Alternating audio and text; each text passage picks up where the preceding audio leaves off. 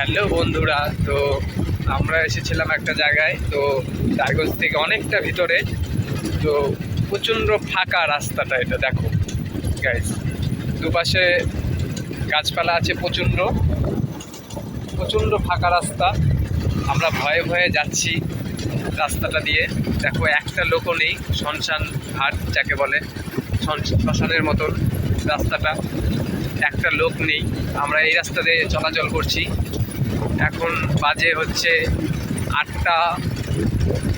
যাই হোক, টাইমটা দেখা হচ্ছে না যেহেতু ব্লগটা করছি দেখে। তো দেখো কতটা রাস্তা অন্ধকার, গোটা রাস্তা। দেখো গাইস, দুই সাইডে শুধু মাঠ, আর সাইডে পুকুর আছে গাইস, দেখতে পাচ্ছ। অন্ধকারে কিছুটা দেখা যাচ্ছে, কিছুটা দেখতে পাচ্ছ না।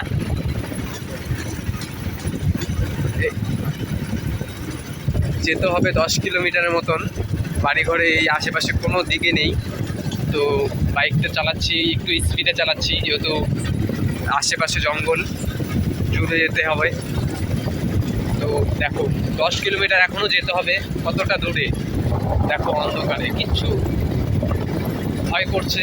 তো ভয়ে ভয়ে যাচ্ছি, কি করব, যেতে তো হবে, না গেলে হবে না। তো যাচ্ছি, দেখো একটু গাড়িটা স্পিডে চালাচ্ছি।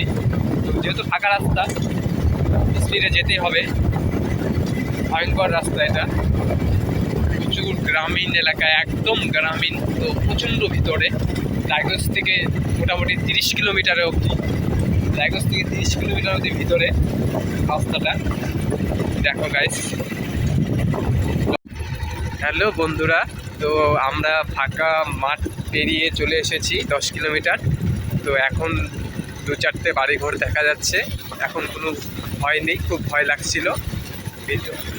গ্রামীণ এলাকা খুব ভয়, তো ওই জায়গাটা খুব ভয় লাগছিল। তো দেখো এখন একটু ভয়টা কমেছে আমাদের।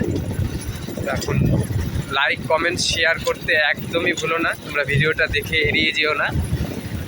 লাইক কমেন্ট শেয়ার করো। এখানেই ভিডিওটা শেষ করছি।